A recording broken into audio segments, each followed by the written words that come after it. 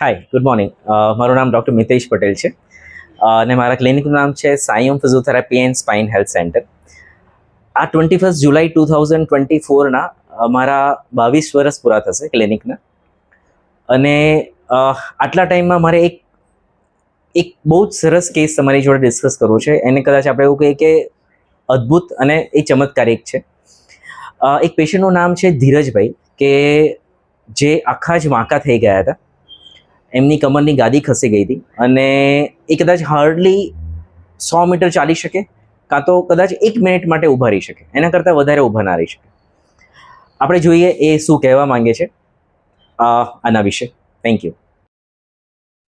હું Dhirajbhai Narayanbhai Patel, just now retired geologist, government of Gujarat.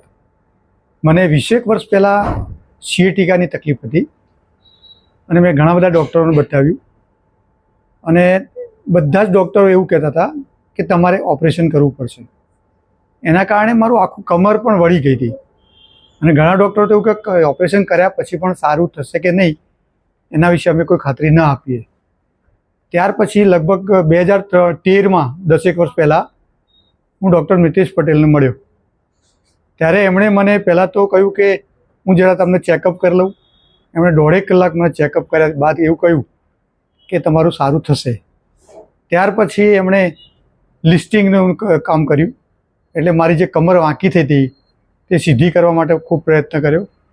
ત્યાર પછી મને કસરતો કરાવતા અને એક્સટેન્શનની મેઇન કસરત હતી. એવી ટોટલ ટ્રીટમેન્ટ મેં લગભગ 120 દિવસ લીધી. ત્યાર પછી મને કમ્પ્લીટ સારું થઈ ગયું અને ત્યારથી આજ સુધીમાં મને કોઈ તકલીફ પડી નથી, સિવાય કે સામાન્ય એક હોય. ત્યાર પછી હું એકવાર તો અંબાજી ચાલતો જઈ આવ્યો, લગભગ 7 વર્ષ પહેલાં, વિસનગરથી અંબાજી.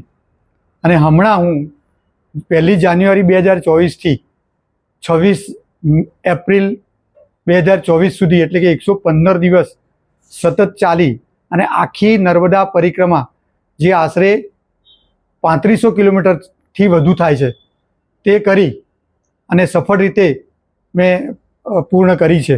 જેમાં મને આધ્યાત્મિક આનંદ પણ આવ્યો, પણ શારીરિક કોઈ પણ તકલીફ પડી નથી. એ બહુ મોટી વાત છે અને એ બધું શ્રેય જાય છે ડૉક્ટર મિતેશ પટેલ અને થેન્ક ટુ ગોડ.